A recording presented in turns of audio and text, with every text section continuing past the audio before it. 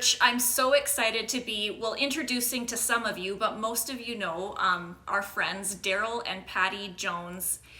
They are members of our church and are part of the Life Church community. They have a son named Dawson, and I'm so glad that they're part of our church. And they're going to be sharing their story with you today. So Darryl and Patty's story begins when they lived up north in the Queen Charlotte Islands. Patty was a nurse at that time. She still is today. And at that time, Darryl was logging. And they were married for just a short period of time. And they were preparing for their very first baby. And at that time, they had decided to come down to Vancouver Island for the birth of their baby girl. Just because the hospital situation was a little bit better down here, and they also had family here. And so this is where their story begins. Darryl and Patty, if you can tell us what it was like when you brought your baby girl, Hailey, into this world. We had come to Nanaimo to deliver our baby, and everything in my pregnancy was great, and we were looking forward to welcoming our baby, and everything kind of changed though when we went to go deliver. They had to induce my labor to get things going, and then that's when they noticed there was some problems and baby was not doing well, and so they said we need to do an emergency C-section. And when Hailey was born, I remember the first thing, she was just so white, and she was having a hard time breathing, and she was rushed to Victoria General Hospital. Then I was taken there, and Darryl came afterwards, and what we found out was that she had I and her had a condition where it was called fetal maternal hemorrhage, and she was losing blood, but it was coming back into my system. No one knew that there was real issues until the last minute. And unfortunately, she had lost a substantial amount, and it caused massive brain damage and seizures and multiple problems. And so they put her on life support, and within 2 days we had to make the decision of whether or not we're going to, we had to make the decision if we were going to take her off life support, because she wasn't able to support breathing on her own at all. And I knew there was no way she could survive. And so we made that choice to take her off life support, and we got to finally hold her on that moment. And we had all of our family with us. We had our pastor and wife with us, and it's a bit of a blur, but we just they had a little special room in the neonatal intensive care unit where you can just have some quiet time, and we all crowded in there, and we just kind of were saying our goodbyes, or we were just in the moment. And kind of time passed, and Hailey was just hanging out, just with us, and we weren't sure what was going on, and the nurses would come back and check on her. And then they started to question, like, okay, what's going on here? She's actually like breathing on her own, like things seem to be okay. And they took her and started hooking up to monitors, and sure enough, Hailey was breathing on her own. Wow. Even though just like hours before, it was like there's no way she can breathe on her own. It was a miracle. It was an absolute miracle. And so we were in hospital for 2 weeks, and during that time, I'll let you share about how bad things were. once she started to breathe on her own, there was still multiple obstacles while we were there. Yeah. About the Yes. She was basically, again, cycling, which is a form of seizuring, and they were struggling with getting them under control, and nothing was working, and we had been just not knowing what to do. We had gone to bed that night, and while we were sleeping, we got woke up, and God started speaking to our heart about surrender and giving her to Him. And we just felt like that was the time that we needed just to let go and give her to Jesus. And we just said, whatever plan you have for her life, God, we trust you. We believe that you have a special plan. You rescued her from this moment. She's breathing. It's because of you that she's breathing. And we don't understand everything you're doing, but we're believing that you have a plan and a purpose. And so it was at that moment that there was another amazing miracle. And we had gone back to sleep, went back into the neonatal intensive care unit that next morning. And that's when they told us that she had a miracle, that the seizure stopped. Wow. And we knew it was Him. We knew it was God that did that for us. So, yeah. So, Awesome. yeah. It wasn't an easy decision, because I think in that moment you're surrendering, but you're not knowing, is things going to work out good, or are things are going to be working out bad? You're literally, He's just asking us to surrender, not knowing. And so it sounds so easy when we say it, but it certainly wasn't in the moment. Yeah. Because it's like, I don't know what's going to happen. And but it was the start of our journey in saying yes, and I surrender, and I'm making a choice To follow you no matter what. Just say, okay, God, I don't understand, or I need your help. Yeah. And I know that He didn't He didn't abandon us. He didn't, like, He was right there with us. And so it was just us turning to Him and saying, Yeah. Acknowledging, help. really acknowledging that we needed Him and that we trusted. Yeah. And we're making that choice. We were choosing to, no matter what. Yeah. And and it made an incredible difference in the journey that we ended up going through with her. That's awesome. Yeah. And what was cool was sometimes, like, there was doctors that were speaking negative stuff about what our life would what the future would hold because of how bad things looked. But we also had a cool experience about a mom that was able to come to the hospital and share her story with her child that had special needs, and kind of speak life, whereas all we were getting told was death. Speaking the negative.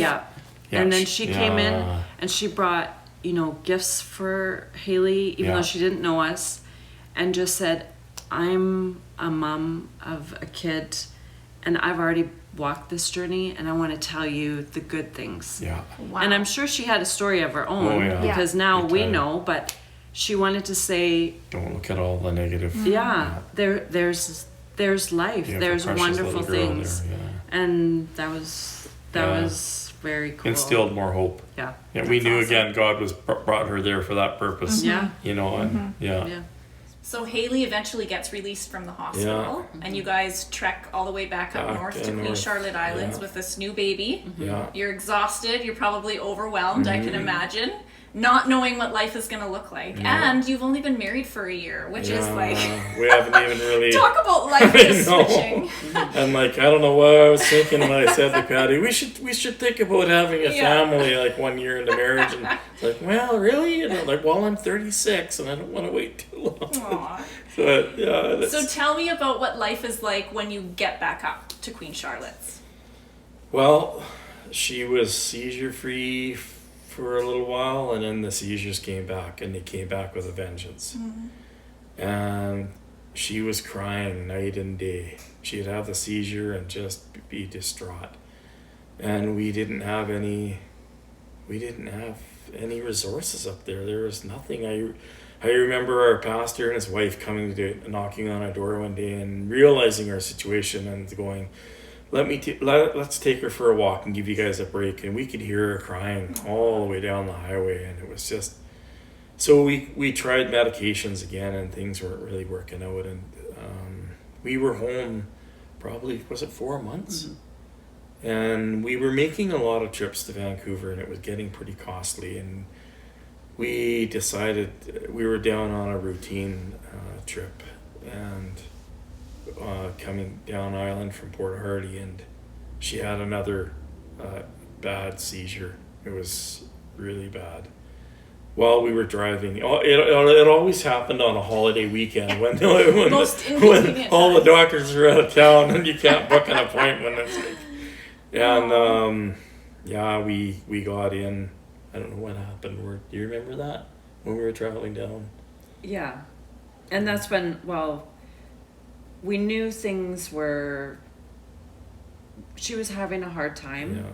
And then when we came down for that appointment and realized she was getting worse, and you made the decision. Yeah, to move. You weren't going back with her, and I was going back to get her stuff. Yeah. That we needed to stay closer to proper medical care and have more support medically and family and your parents being here and that type of thing. So Darryl so Patty, made the you decision. stayed here? I stayed here to be with her, and then Darryl took up and went back home. Yeah. And there was miracle after miracle. Like, you could really see God's hand in everything we were doing and the decisions we were making. Like, I didn't have a job. I didn't know what I was going to do. I was a logger for 18 years, and I didn't know anything else. And when we were up on the island, and Patty's, I'm like, I feel helpless. Like, as a dad, how can I help my daughter and my wife? And I said to Patty, what can I do? Get in the kitchen and start cooking.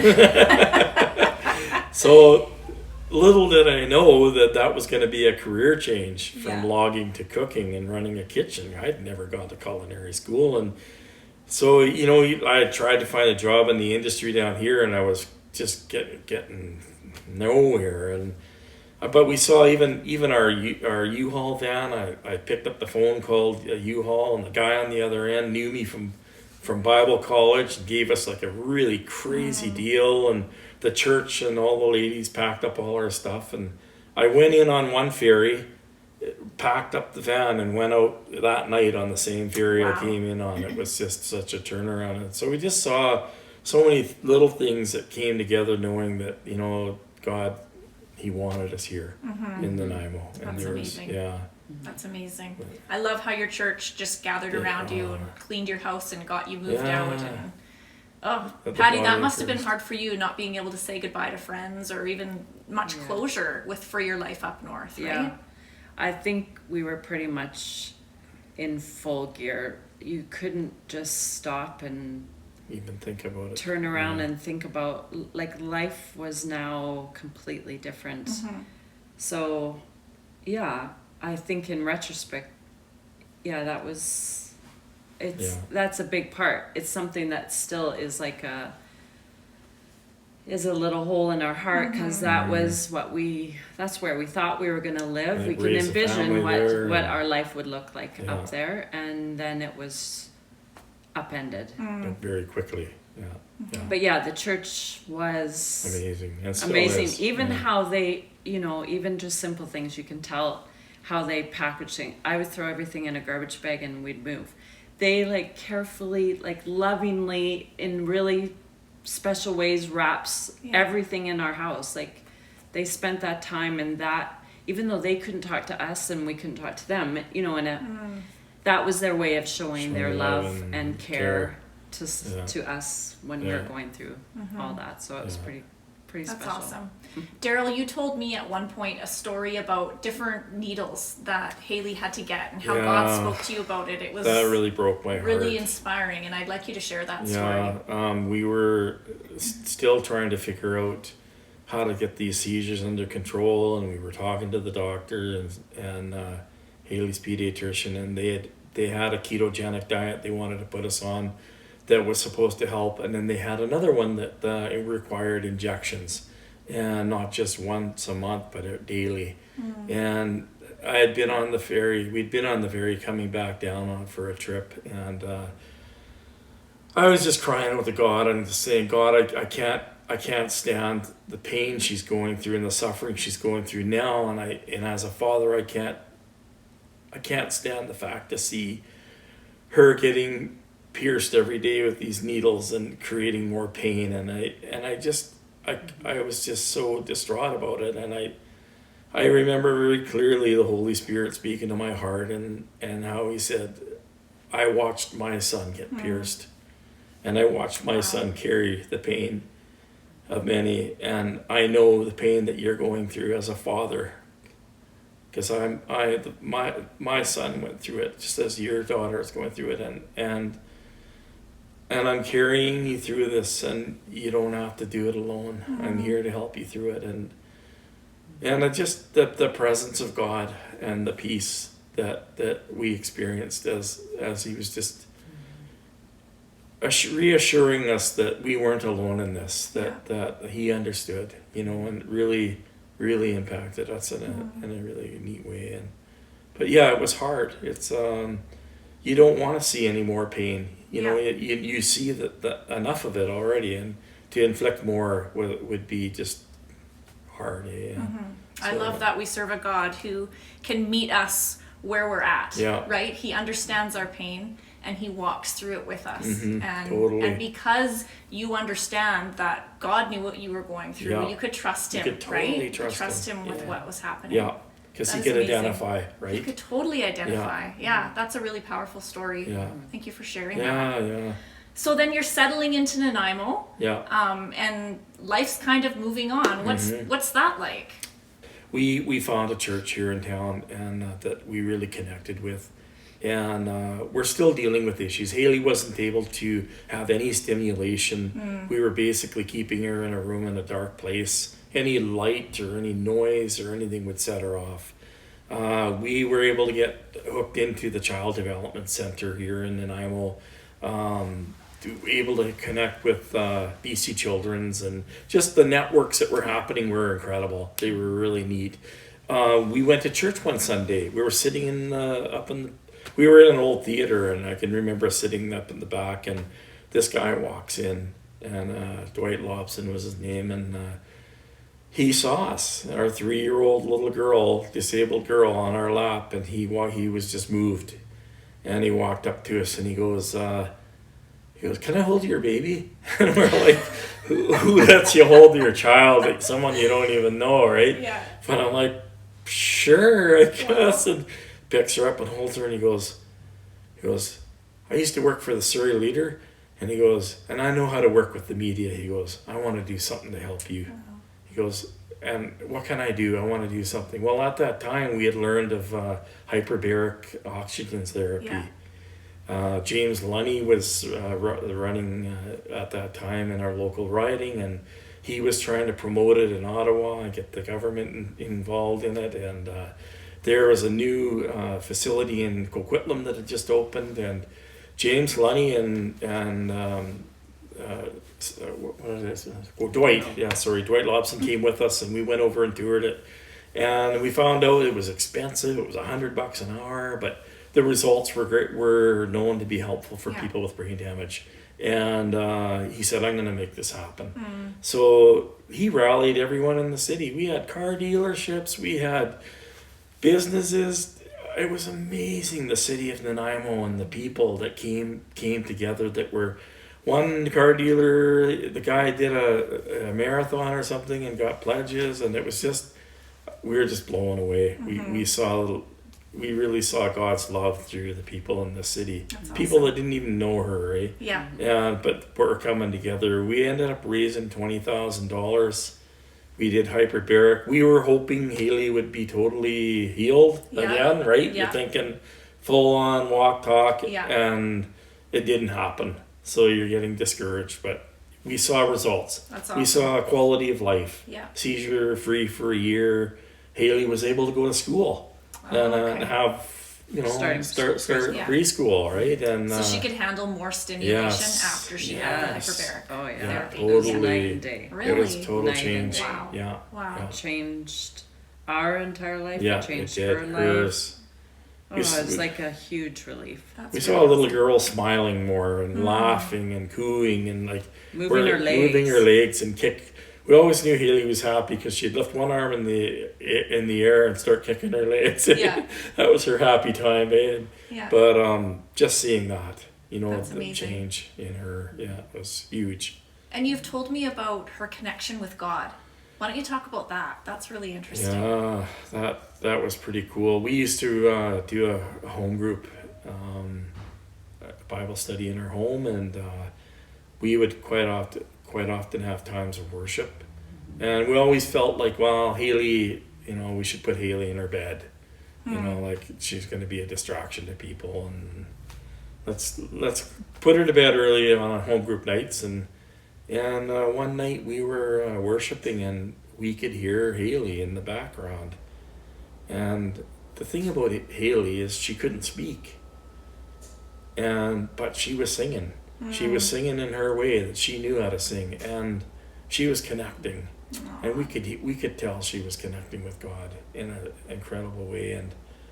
And a lot of times people think kids with cerebral palsy aren't there, that mentally they're not there as a person, but it's not true at all. Even in the state that she was in, she was so much an amazing girl, and she connected with people, and she connected with God in a way that we never dreamed she would. And to the point where we were bringing her out in our home group meeting, and having her just sit with people, and people were being touched by God just with her being there with us. And it was really cool. It was great because if we could one way soothe her and help her, it'd be like singing or playing music. And so we would do that lots as a family.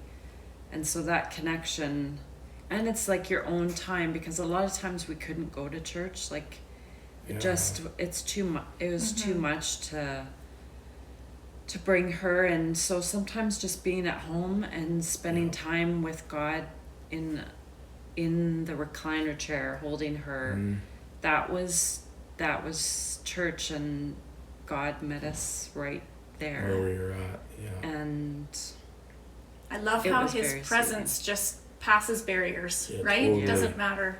He just met you guys where you at. Totally. That is so awesome. Yeah. I'm just thinking, like, as a parent myself, I can't even imagine how frustrating this journey must have been for you guys. But being believers, believing for a miracle too. Like, so as Christians, understanding that, God's given you this daughter, but also believing that he can heal her. Yes. So how was that? How was that as a Christian, to be like full of faith, but yet still be okay if it doesn't happen? Or maybe is it frustrating that your daughter isn't healed? Very much What's so. that journey like? You want to share a little on that? Yeah, it's something I think it's still a bit of a mystery, or still something I'll always keep turning to God and asking him for help, because he's the only one that can supernaturally change things, right? And I've seen it. I know it. As to why he didn't heal her completely or those are things that just don't understand or know. I don't understand, but it's not something that's going to, or it didn't make me like want to run away or turn my back on him or whatever. I still knew that he had brought her into our life. It was a miracle. He still helped us through each moment. Helped us figure out all this new life, this crazy life that we were now living. And I desperately needed him. I don't know how else we could do it without him. I don't know. And to turn our back on him would be suicidal, in the sense that we knew and we were experiencing him carrying us. Yeah. And And it all came back to that surrendering again, and daily surrendering. But you know, you would get words from people saying that she's going to be healed, and you'd get, you know, people mean well, and they, you know, I believe God's going to heal your daughter, and we're like, yeah, we're standing on that promise, and we'll keep standing on that promise till we breathe our last breath, until something happens, or even if it doesn't happen, we're going to believe, because His Word says it, and you know, and it may not be the healing we want or we expect, but we saw healings throughout her life, right? And you know, we would take her to healing meetings and believe that this was going to be the night, right? Right. And then when it wasn't, it's like, okay, like for whatever reason, it isn't our time yet, hey, you know, and so it just it really came down to trust. Yeah. Surrender and trust. All And the time. a choice. And, a choice that we're going to still follow, trust even Him. though we don't know. Yeah. Yeah. That's amazing. We all have that choice to make We do. every day, don't we? Yeah. In everyday life, no matter what decision we're coming upon, we make that choice to trust. Yeah. Trusting God. Totally do. So Patty and Darryl, Hailey did eventually pass away, and she's completely healed and dancing and talking and being loved on by Jesus. Amen. But can you tell us about her passing and how old she was and when that was? Yeah. Go ahead. So Hailey was 12 when she passed away, and it was somewhat unexpected because we had tended to end up being in the hospital at certain points in her life, at least 5 times, where she would get really, Double really pneumonia. sick. Yeah. And so I think we just thought this was going to be another like a bad hospitalization. We're going to be in hospital for a long time. She'd get on antibiotics, and then we'd be going home again. You know, it was kind of the pattern had been for a number of years in her life. Yeah. And you had explained to me previously that her condition was palliative, right? Yes. Like the doctors had told you that? Yeah. And just because she dealt with so many issues, and we recognize there's only so much that, you know, the doctors could do, we could do. And so, yeah, she was palliative since she was like 4 years old. What that provided for us and for her was wonderful connection with Connect Place, which is a palliative program for kids with special needs, and we got taken care of there. Our son Dawson got taken care of there. Hailey got exceptional care.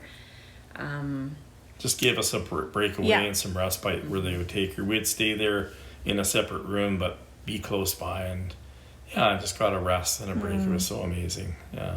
That's awesome. But what it also did was just having to recognize that that's what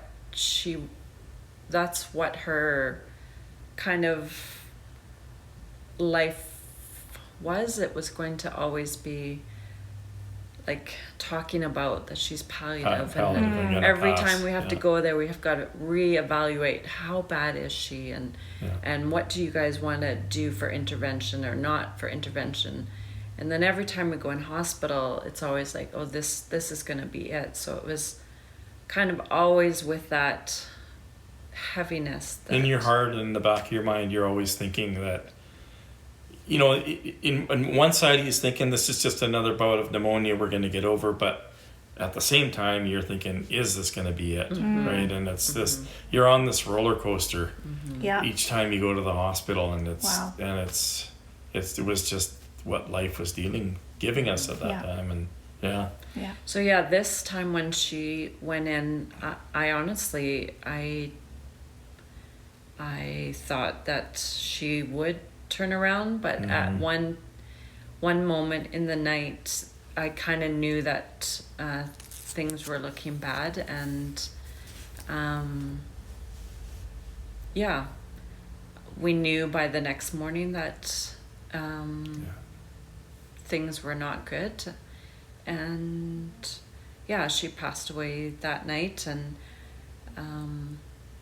what was special for us is when Hailey was going to pass away when she was born, I got to hold her. Yeah.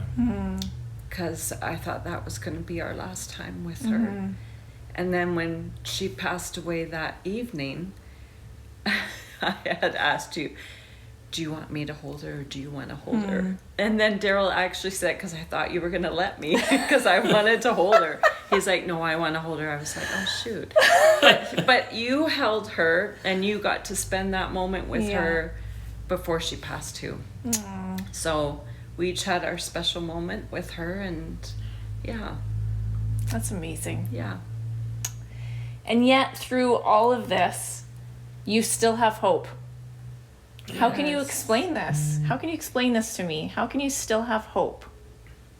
The hope is that we know that we're going to see her again.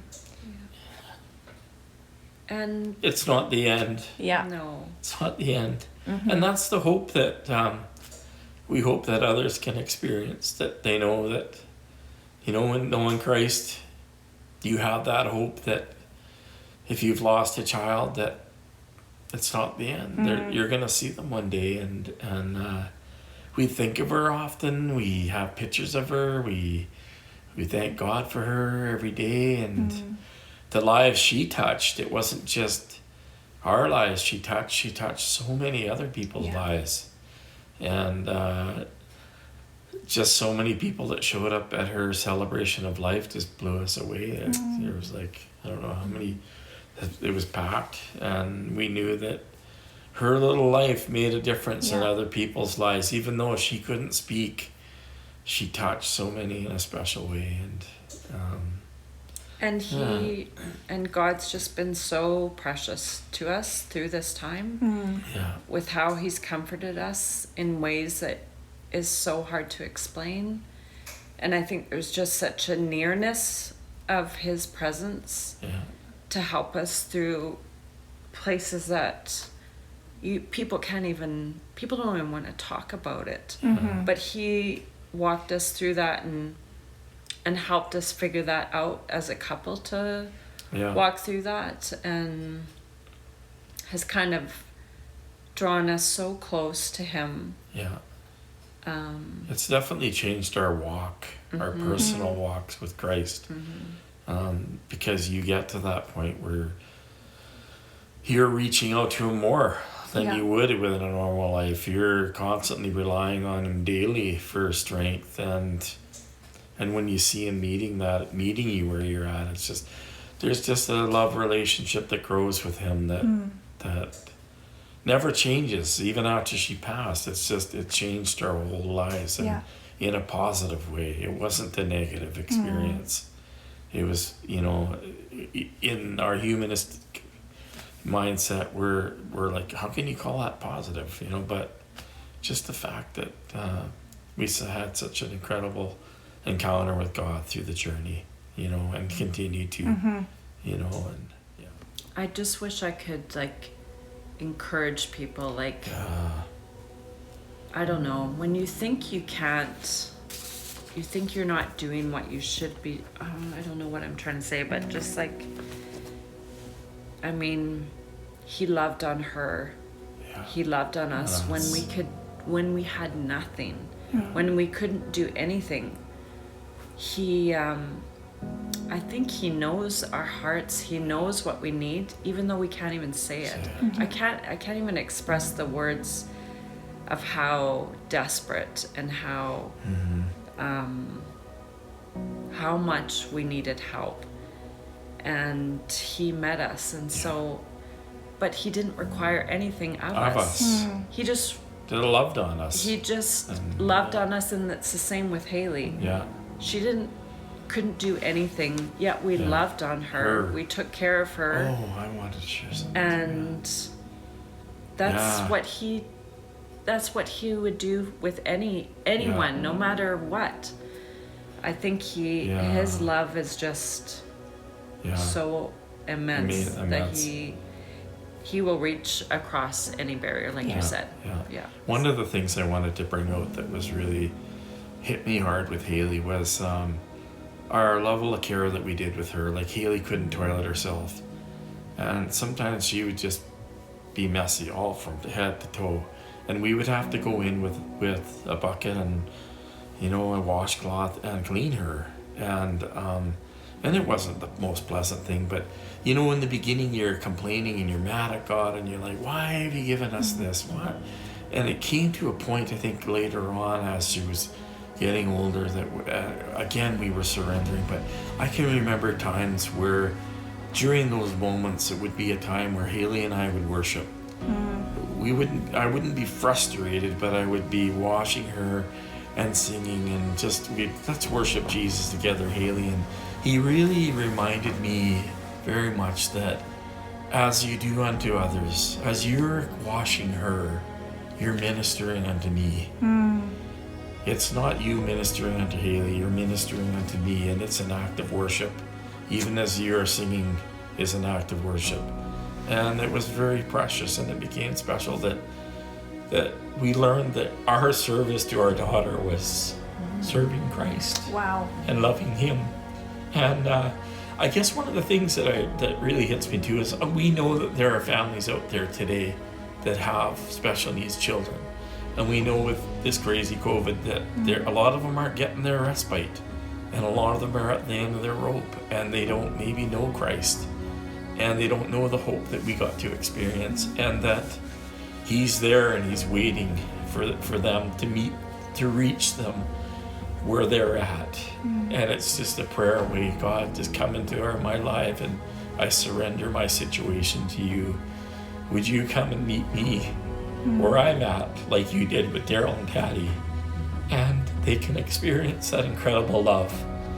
And that's our heart's cry, is that they would find that strength and that love and his presence like we did in our lives, in our journey. So, yeah.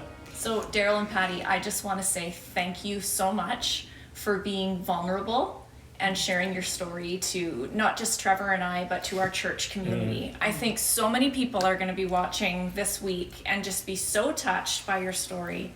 I love how compassionate you guys are, and I think that Hailey brought out that side in you. I know that Trevor and I have been blessed by you guys numerous times, and we are so glad that you're part of our Life Church community. You've been a blessing to us, and I know that God has used you to be a blessing to others. And so I just want to pray a blessing over your family and over Dawson, and just want to really reiterate and say thank you for sharing your story. Thank you. So let's pray. God, I am so thankful for the Jones. Thank you for bringing them into my life. Thank you for bringing them to Nanaimo, and thank you that they're part of our church community. And God, I just pray that even this week, as they go about their regular jobs, that you would just bless them in such an amazing way. We pray over Dawson. Thank you for his relationship with you. Thank you that you're still moving in their lives, that they're still loving you and have a heart after you. And so I pray, God, that you would continue to use them. I know that their journey isn't over, and I know that you have so much more in store for them. And so I just want to say thank you again for them, and we bless them in your name. Amen. Amen.